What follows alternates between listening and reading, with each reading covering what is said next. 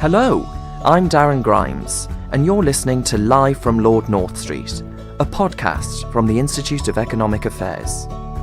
The adage that the Church of England is the Conservative Party at prayer still has force, with Church of England worshippers more likely to vote for the Conservative Party. So it might be thought that these political opinions would go hand in hand with favourable views of free enterprise, free trade, and lower taxes. However, Archbishop of Canterbury Justin Welby's recent blistering attack on the gig economy and zero-hours contracts, branding them the reincarnation of an ancient evil, is there a Christian case for capitalism to be made? And if so, why are we not making it?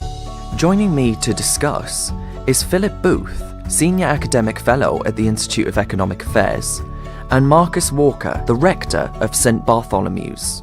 So I was inspired to do this and get you both in after I read your Telegraph response to Archbishop Welby's comments at the TUC conference. Yes. He even went as far as to say that the wealthy should pay more tax, adding that we cannot continue with an economy that works so badly for so many. Now, when you've got record employment, when you've got youth unemployment at a record low as well, all of these things suggest that actually the economy seems to be working quite well. Is it the decline of religion that means we're looking for morality elsewhere? And that's why we're turning more to the state and left-leaning politics? What do you think, Philip?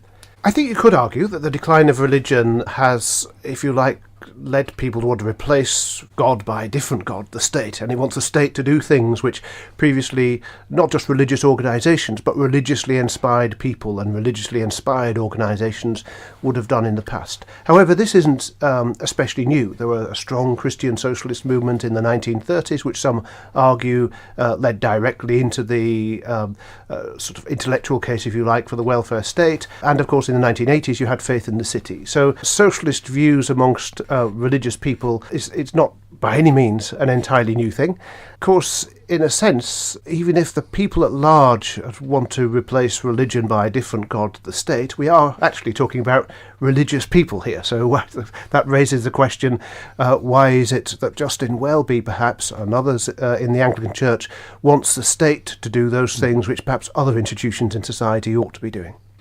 Marcus, do you feel that disconnect? Do you feel that there is a real disconnect between the elites in the Church of England and those who, you know, your average worshipper? I mean, the first thing I suppose that it's worth saying is that all Christians are concerned with that basic cry to look after the poor, the fatherless and the widow. That runs throughout the Old Testament. It runs throughout the New Testament. Christians of all different sorts of political stripes have tried to answer this in different ways. Now, what's interesting at the moment is that you have such a divide between the laity who every poll suggests lean pretty much towards the Cameronite right, pretty much fiscally conservative and socially liberal, whilst the clergy lean in a more statist, in a more left-wing direction. Possibly that's because the clergy spend a lot of their time dealing with those who really are on the margins of society, who really are the people who haven't benefited from the huge expansion of wealth and of longevity and of health that's happened over the last 30 years since the explosion of the free market around the world, and that might encourage them to look for solutions that have been around for the last 100, 200 years that perhaps the rest of society, or indeed an awful lot of society, would say haven't worked. I think perhaps what we're seeing here is people responding from the heart to situations that they see in their parishes and in their dioceses. I personally suspect that that's the reason why you see such a disconnect between the clergy and the people in the pews. Philip, if you look at some of Jesus' own sayings, they do seem distinctly, some of them, anti-capitalist. For example, it is easier for a camel to go through the eye of a needle than for a rich man to enter the kingdom of God. Well, there's nothing anti-capitalist about warning people about the difficulties which riches bring. In fact, sometimes when I'm talking about the the top 1%. And when it comes to inequality in society, the only thing that's really changed in the last 30 years in the UK is that the top 1% have pulled away from the bottom 9% of the top 10%. So you've got a lot of people who, I think largely because of globalisation, have become very rich, whilst the rest of the income distribution has stayed pretty much the same. When I'm talking about this, I often make the point that that's a bigger problem for the top 1% than it is for everybody else, because it's a huge responsibility having those kinds of riches. And it's not anti-capitalist for Jesus to warn people of those responsibilities. And if you try to, of course people can interpret the Bible in different ways, but if you try to look for direct examples within the New Testament at least, whereby it's argued that you should have a state bureaucracy which is taking decisions to take income or wealth off one group of people and distribute it to another group of people, those things are pretty thin on the ground. There are lots of other statements about wealth, how the community as a whole should behave, how churches should behave in terms of ensuring the distribution of wealth, caring for widows and orphans and all the rest of it, but there's very little that's said about the state as such. Mm. And Marcus, economic freedom broadly allows people the dignity of making their own moral choices and to reason and act purposely in a way, they can follow their own vocation in life, promote virtue such as hard work, thrift and reliability. Does that necessarily have to make a market economy individualistic? You've got that argument that it's Thatcherism that has destroyed Britain. It's that talking about the individual constantly. Yes, I suppose one of the mistakes that people make, I would suggest, when assessing this ethically, is to say that the market or the free market itself is either ethically good or ethically bad. It is neither. It is the way in which people interact, and it's mediated by people, and it's mediated by governments trying to control or regulate it. It's the people who are interacting with each other who have the ethical virtues or lack the ethical virtues, which makes each exchange or each market ethical or unethical, in a way. I would say right now, the twin sins that we're seeing, if we can put, I suppose I should put them that way, I'm a clergyman, the twin sins that really dominate our ethical discourse are avarice, the old sin of greed, and envy. So the question of how do you make your money is really much more important than the question of do you make money or how much money do you make.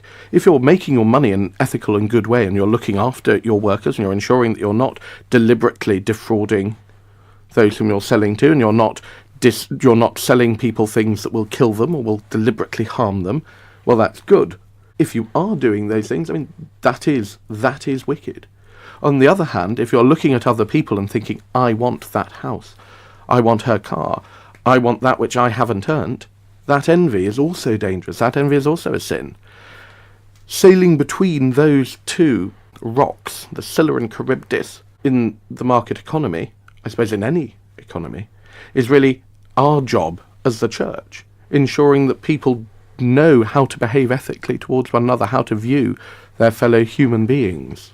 And Thatcher herself, of course, really understood that the market economy wasn't individualistic. In her famous "there is no such thing as society" quote, with the appendix that was added later, I have to say it's a bit jumbled ethically and rather clumsy, but actually she was saying that we shouldn't confuse the state with society, and that what she really believed in was a strong society with people behaving ethically within society. She didn't actually say this in this piece, but she would have believed this. But the state is no replacement when people don't behave ethically in society. If you have the same kind of people who we identify as behaving unethically in the business world, actually with power in the political world, they can create a huge lot more damage in that position than they can in the position of running a business. At least when you're running a business, most of the time, in most everyday transactions, you have to benefit somebody else if you're going to benefit yourself. But as we see in the worst kind of socialist societies, indeed not even the worst kind of socialist societies, there's plenty of corruption and graft within relatively well-run so-called capitalist societies. When people who follow their own self-interest, when people are greedy and envious and so on, get into the position of power within a state, they can cause an awful lot more damage than they can acting within a market economy. Absolutely. And in fact, you could say that a market economy is the economic outworking of community. It is how we interact freely as people living in a community together. I lived in the USSR for 3 years, albeit I was very young at the time, and there you can see what happens when you try to take away the natural way in which people interact. particularly that natural way of using money, the way that has grown up organically across every society. People don't stop trying to interact. People don't stop trading with each other. It's just that they have to do it through other media. Suddenly power, influence becomes absolutely essential. Suddenly sex becomes a medium of exchange. And you see so much abuse in societies where the normal way of interacting as human beings gets taken down or dampened down.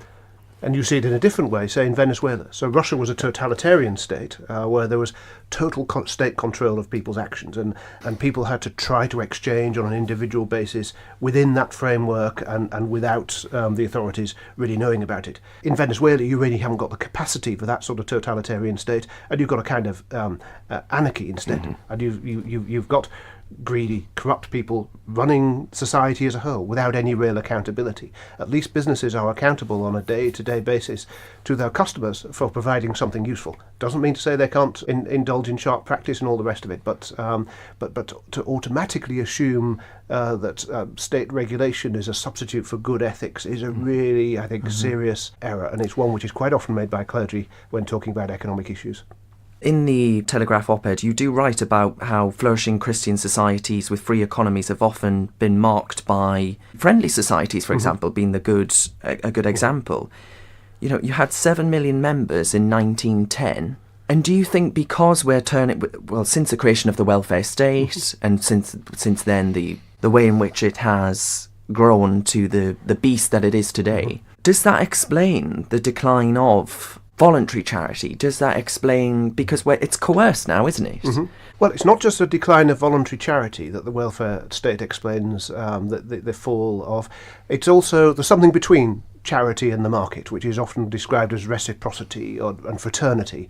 So these organisations, these friendly societies, were not actually vehicles for charity as such, but there were plenty of vehicles for charity as well. They were vehicles for fraternity and reciprocity.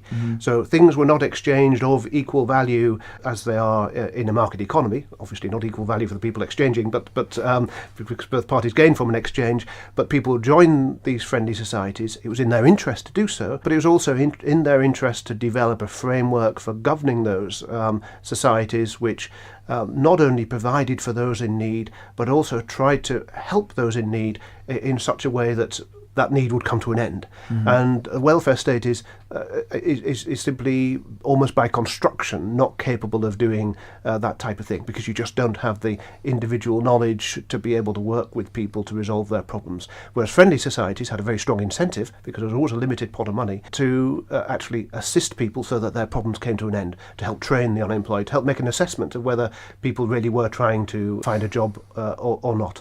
But that also works out in a number of other fields.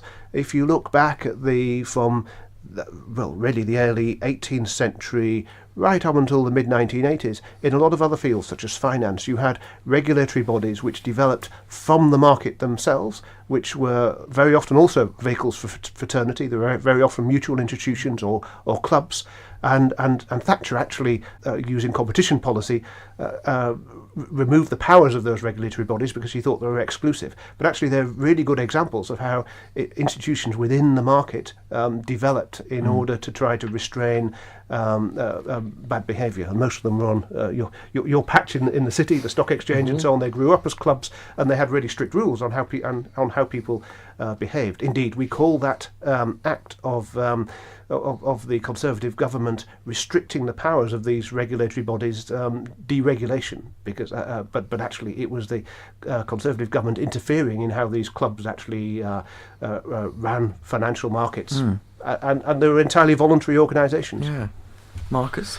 I think it's important not to forget the huge impact that the welfare state has had on so many people. Many people, particularly those who remember the world before the welfare state, will look on the world now and say that their lives have been saved in a national health service, in hospitals and by doctors whom they would never before have been able to afford, and whose lives have been saved had they become unemployed or found themselves unable to work in another way because of the existence of the welfare state. And I think it's very important not to underestimate the impact that the welfare state has had for good in the country.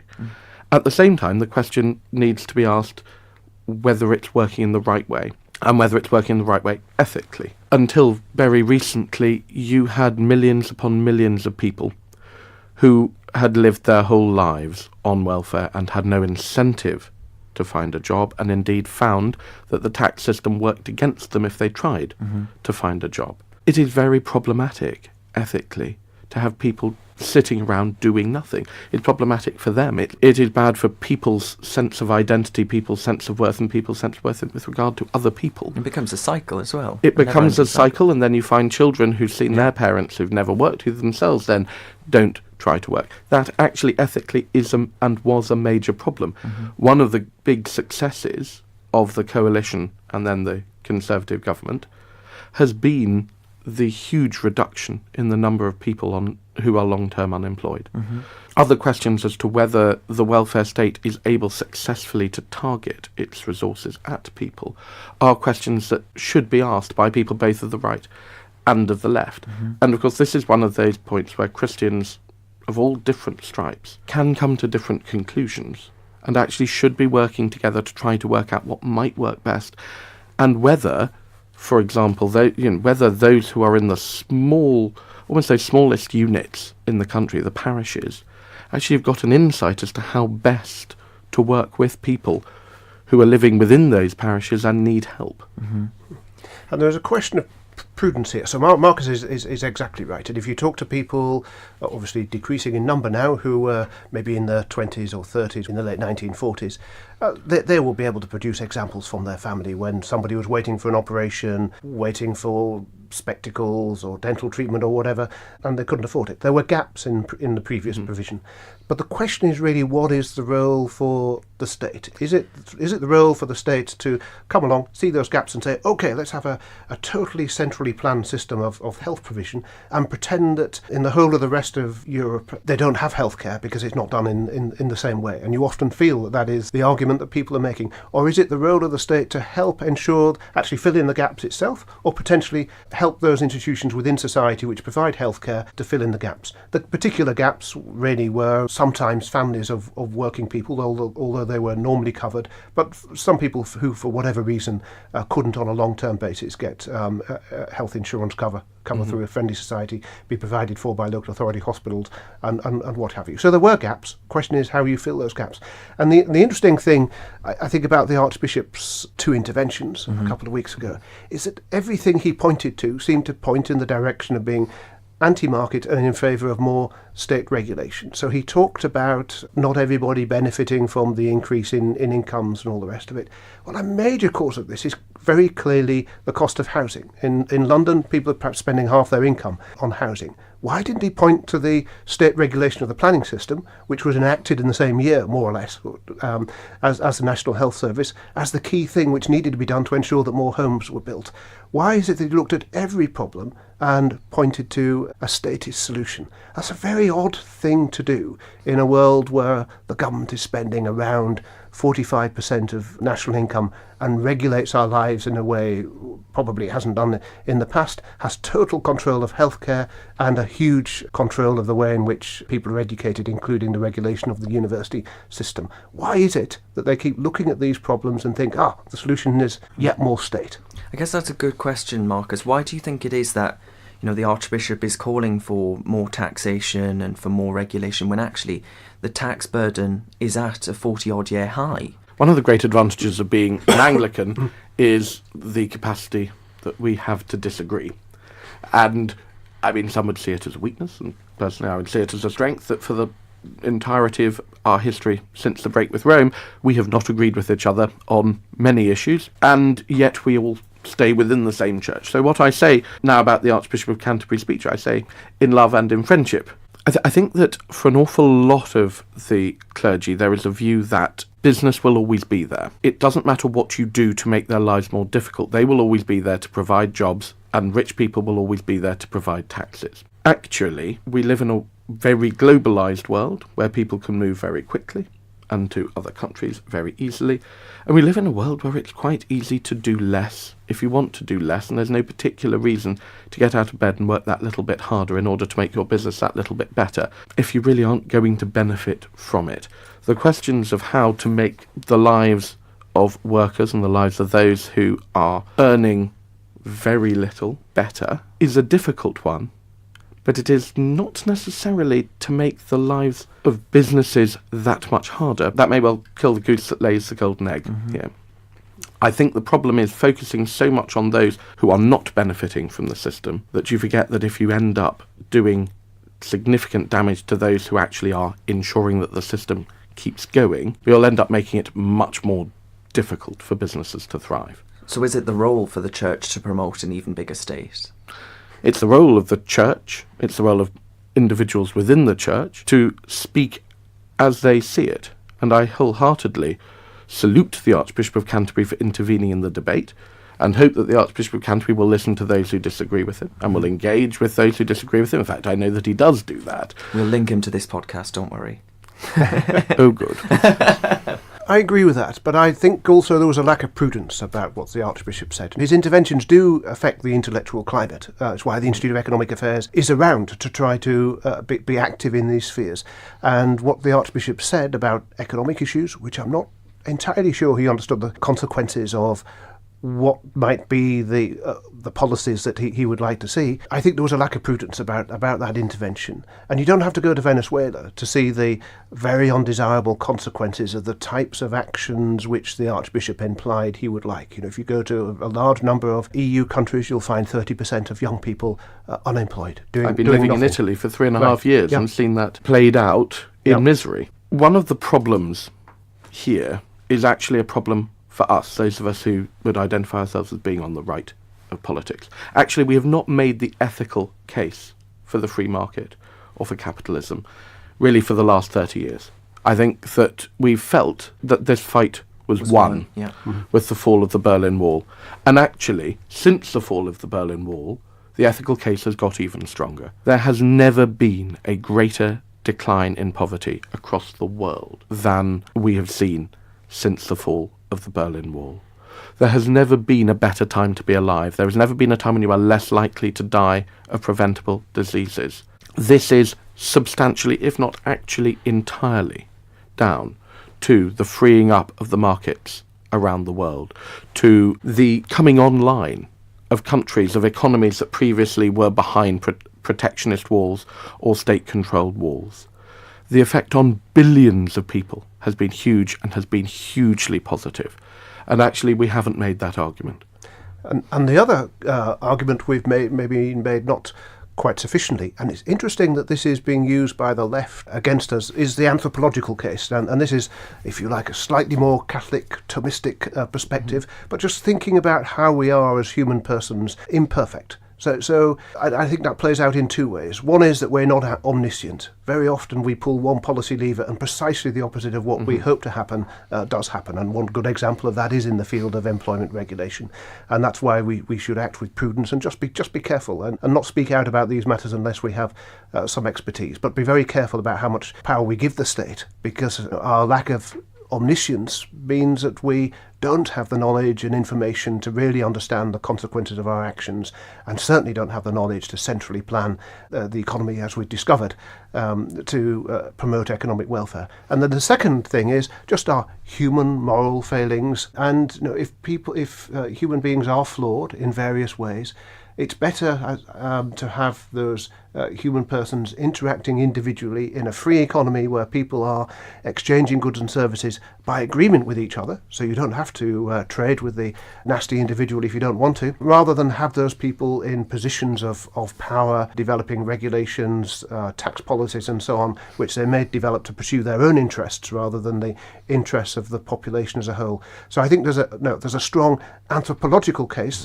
which people understand regardless of whether or not they're Christians, Muslims or have absolutely no faith at all. People, I think, observe those characteristics of a human person and broadly agree upon them, and therefore perhaps it's an easier argument to get across to a wide audience than the ethical arguments which people may understand intuitively, but in today's world people don't necessarily share the same sort of ethical codes. If we are all forgiving sinners, we recognise that humans have some failings. Is it right to turn around to your Deliveroo driver, your Uber driver, who is perhaps a student or perhaps someone who needs that flexible working, to turn around and tell them that the industry they're part of is reincarnation of evil. Which is what the Archbishop said. If you speak to people who are in these industries, if you look at the polling, people are happy in these, they want these zero-hour flexible contracts. So I wonder, why are we losing that argument, Philip? I think they're able to get away with that argument because they perceive that the prosperity that has not been widely shared. But actually what we've seen since the financial crisis is a real decline in productivity growth, more or less to zero, and in the long run productivity explains wage growth, and that's why wages haven't increased. So there's no real secret about that. And in the last 10 years there hasn't been a case of the rich getting richer and the poor getting poorer. Incomes have stagnated for a very large number of people. I have to say, if you introduce reforms which I would like to see, which I think would see real incomes grow significantly, you probably have the Church of England turning around and saying this is a terrible and materialistic capitalistic economy where people only care about earning more money, and as happened I think in the 1980s. Back to the point about the Deliveroo driver and so on, I don't think it's a good thing to say to people what you're doing is participating, even if you are the person with whom the cleric is sympathetic in an industry which is the reincarnation of evil, or whatever phrase was used, because that's the type of thing which sows resentment, and sows resentment unnecessarily. Not necessarily in relation to the people who are perfectly happy working in that industry, who may just think that this is just a bit crazy, but amongst other people who might be expected to sympathise with them. You should be measured, or at least careful, in the language you use as a clergyman.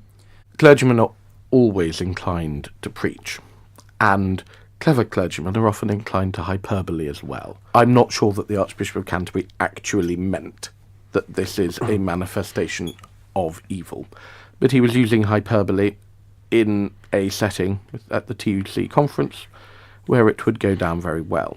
In answer to your broader question, in fact, why is it that so many of the clergy look to the state for solutions, I do wonder if a way of looking at this is to see us falling, as a whole, for one of the three temptations of Christ. And I think at different times, different denominations and different groups of clergy will go for the different ones of the temptations. If you remember, first of all, it's turn these stones into bread, and perhaps you could, as Dostoevsky saw in The Brothers Karamazov, offering the people free bread brings them to Christ.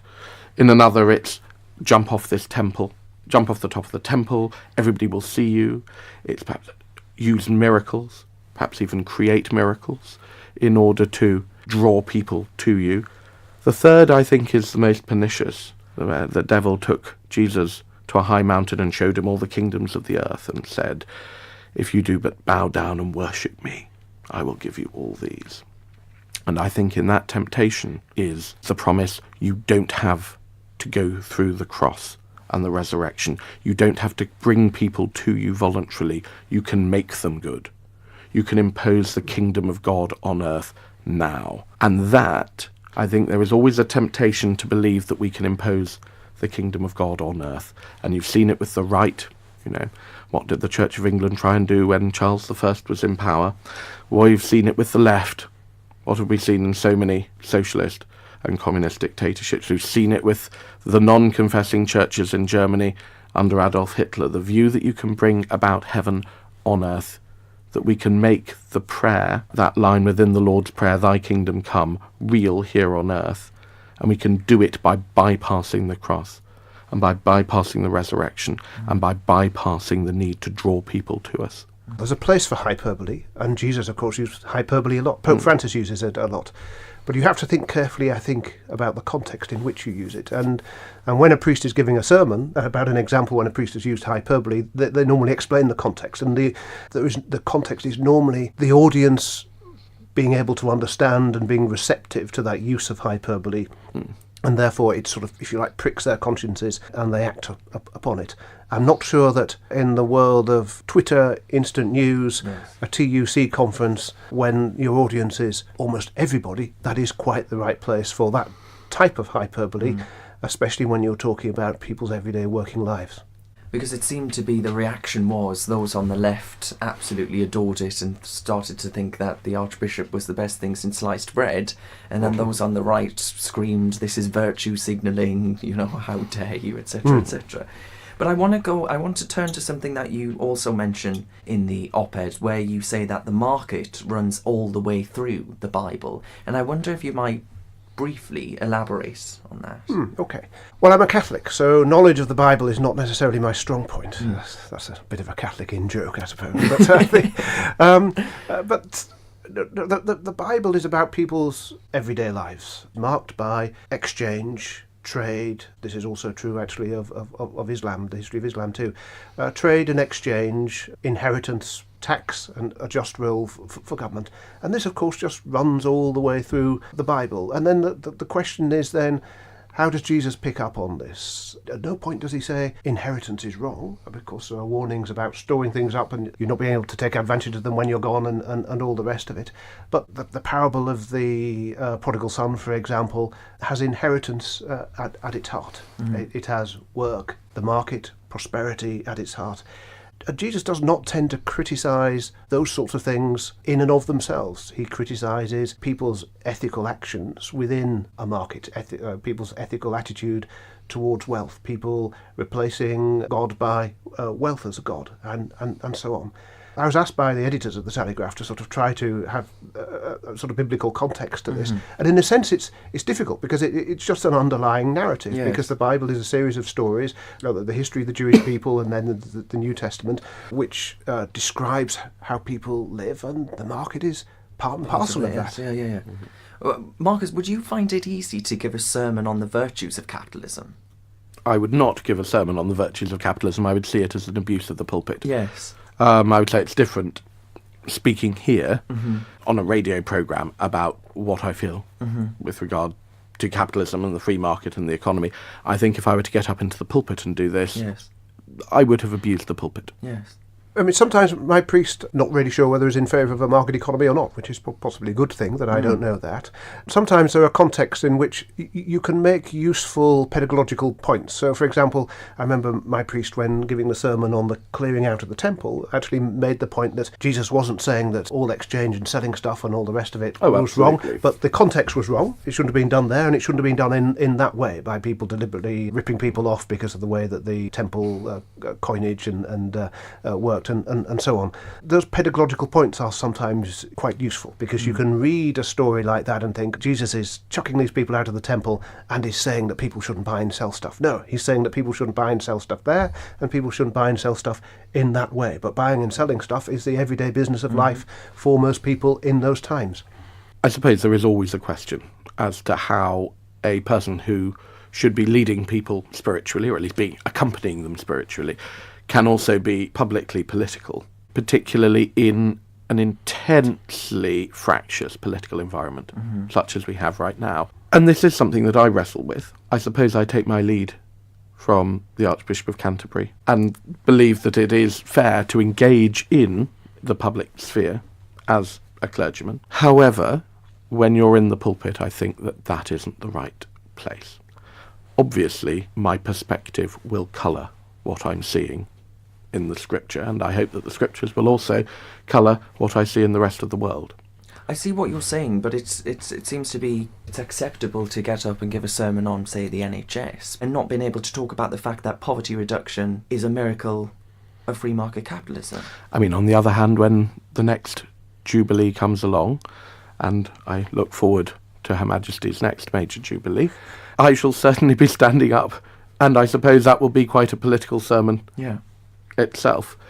I would say that if the one thing that you're getting out of the text is I can make a point about the free market, or I can make a point about the NHS, actually you probably have to take a step back and ask yourself whether that really is the one thing or the main thing that you're getting out of the text that you're preaching on. I agree exactly, precisely with Marcus's position.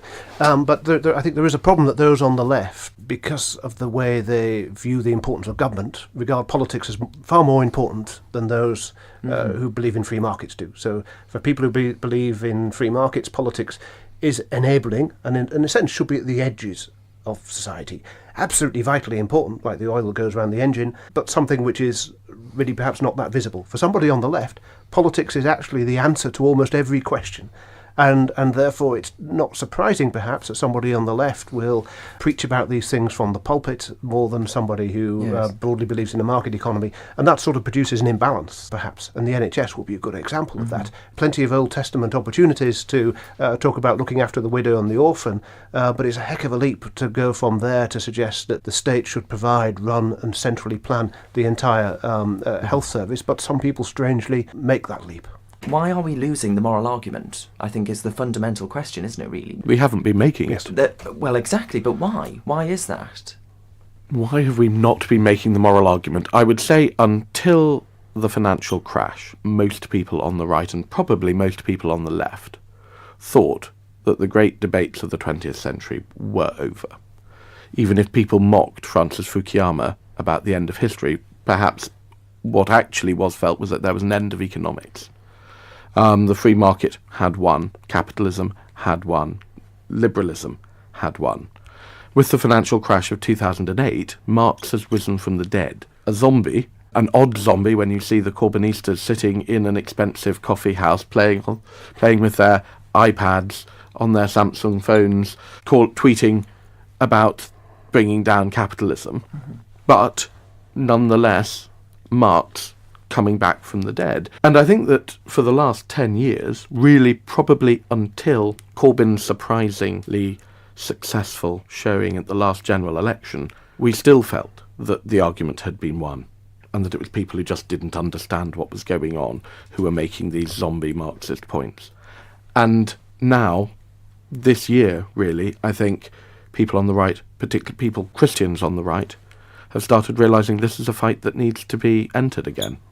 Do you see that, Philip? I do. I'm not sure that for a very long period of time those on the free market side of the debate, I hesitate to use the word right, have successfully made the moral argument. And at the moment, I'm not sure that such people are successfully making any argument which is really resonating. So the argument of the huge reduction in poverty, for example, the last 20 years is the first sustained period in the whole of the last 200 years where global inequality has been falling. You hardly get anybody mentioning that in the intellectual sphere at all. So I'm not sure that people are making any argument, never mind the moral argument. I'm not sure, but I think there is a tendency towards reductionist thinking amongst most people, that if there is a problem and if there is an apparently straightforward solution of pulling a policy lever, and if that doesn't appear to impinge upon people's freedom to too great a degree, then the means are justified by the ends, even if in fact actually the ends turn out to be the opposite of what you'd expect. For more podcasts, blogs, films and reports, go to our website iea.org.uk.